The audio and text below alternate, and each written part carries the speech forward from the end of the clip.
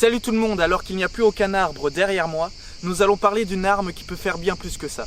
Bien visé, c'est des millions de morts qu'il y aura, nous allons parler de la Tsar Bomba.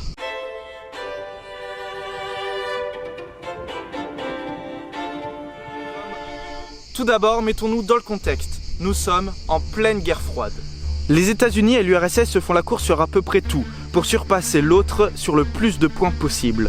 De la plus célèbre course comme la course au premier homme sur la Lune, à celle aux apparences inutiles, la course au plus grand champion d'échecs. Ici, nous allons nous intéresser à la course sûrement la plus dangereuse pour l'humanité, la course à l'arme la plus destructrice. D'abord, c'est les États-Unis qui gagnent la course, avec la bombe Castle Bravo lâchée en 1954 sur les îles Bikini. Elle a été la bombe nucléaire la plus puissante lancée par les États-Unis, avec une énergie de 15 mégatonnes.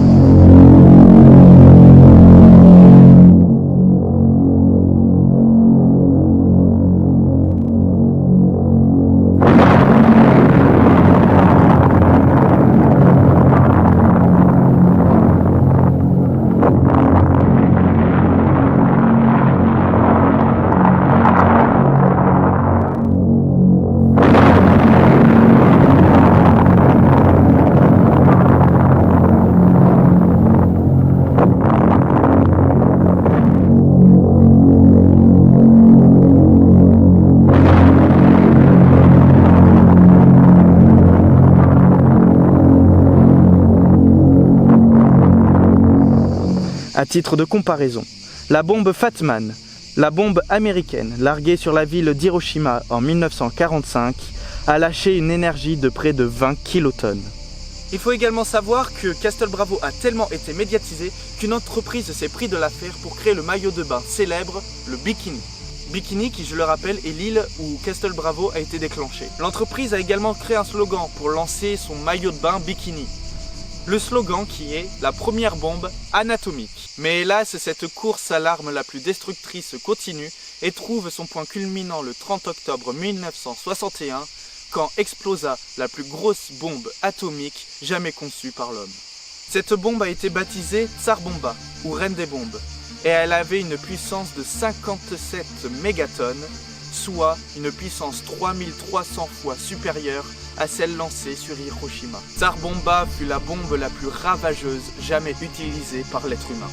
Elle fut larguée à partir d'un bombardier de Tupolev, une entreprise russe de défense et de conception aérospatiale, et explosa au-dessus de Nouvelle-Zambie, un archipel désertique de l'océan Arctique au pôle Nord, censé être le point le plus éloigné de toute population en Russie. À l'origine, la Tsar Bomba devait faire 100 mégatonnes, avec 3 étages. Un premier étage avec une bombe à fission, un second étage avec une bombe à fusion, et un troisième étage avec à nouveau une bombe à fission. D'où le nom de ce type de bombe, bombe FFF pour fission, fusion, fission. Mais le dirigeant russe de l'époque, Nikita Khrouchtchev, informé au dernier moment que les effets étaient imprévisibles et que cela risquait d'entraîner des retombées radioactives dangereuses pour les zones habitées même éloignées, décida de réduire sa puissance. Du coup, le troisième étage en uranium fut remplacé par du plomb pour stabiliser ce monstre autour de 50 mégatonnes. Ce fut une intuition plus que bienvenue.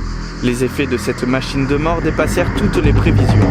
La détonation initiale développa une boule de feu de 7 km de diamètre, qui grossit pour atteindre 30 km de diamètre dans sa partie supérieure.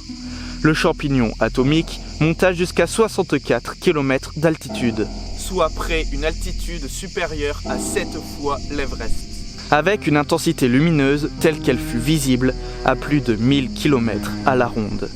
Dans un rayon de 25 km autour du lieu d'impact, tout fut vitrifié. Les bâtiments test furent détruits sur 100 km, la chaleur ressentie jusqu'à 300 km du lieu d'impact et les vitres brisées sur 500 km. Si la bombe détenait à l'île de la Cité, tout Paris jusqu'à Vitry-sur-Seine serait quasiment rayé de la carte, tandis que des bâtiments détruits feraient place jusqu'à Villeparisis et que des vitres cassées et des brûlures au 3e degré apparaîtraient jusqu'à Fontainebleau, soit un rayon de près de 60 km. Le tout pour un total estimé de 7 millions de morts, soit plus de la moitié des habitants de la région parisienne. Ce sans compter les millions de blessés s'ensuivant de par l'explosion elle-même, estimée à 2,5 millions, ainsi que ceux touchés par les radiations. ici non chiffrables.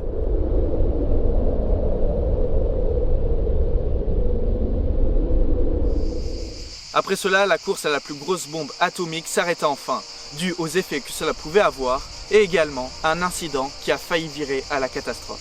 Cet incident est dû à une dislocation d'un bombardier B-52 en vol contenant alors une bombe H, 260 fois plus puissante que celle d'Hiroshima. La bombe atomique était tombée dans un champ en Caroline du Nord sans déclenchement. Mais si ça aurait été le cas, la déflagration aurait touché Washington, Boston, Baltimore et même New York. De plus, cet archipel de la Nouvelle-Zambie sert encore aujourd'hui de test aux bombes nucléaires russes. Il y en a plus d'une centaine qui ont été recensées à ce jour.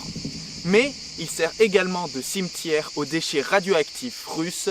Il y en a plus de 12 000 qui sont recensés aujourd'hui. Or, ces containers de déchets radioactifs, sous l'effet de la rouille, sont de moins en moins étanches et de plus en plus toxiques.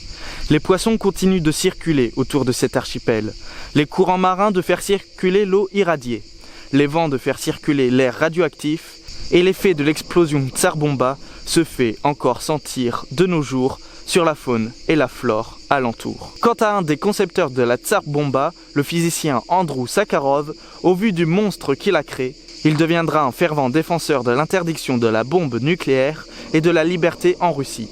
Il recevra alors le prix Nobel de la paix en 1975. L'homme, dans sa passion de se détruire, est allé à un tel point qu'une simple pression sur un bouton peut détruire des millions de vies en quelques secondes, voire l'humanité elle-même. À quand nos dirigeants vont alors se rendre compte de cette débilité, comme l'a fait Andrew Sakharov?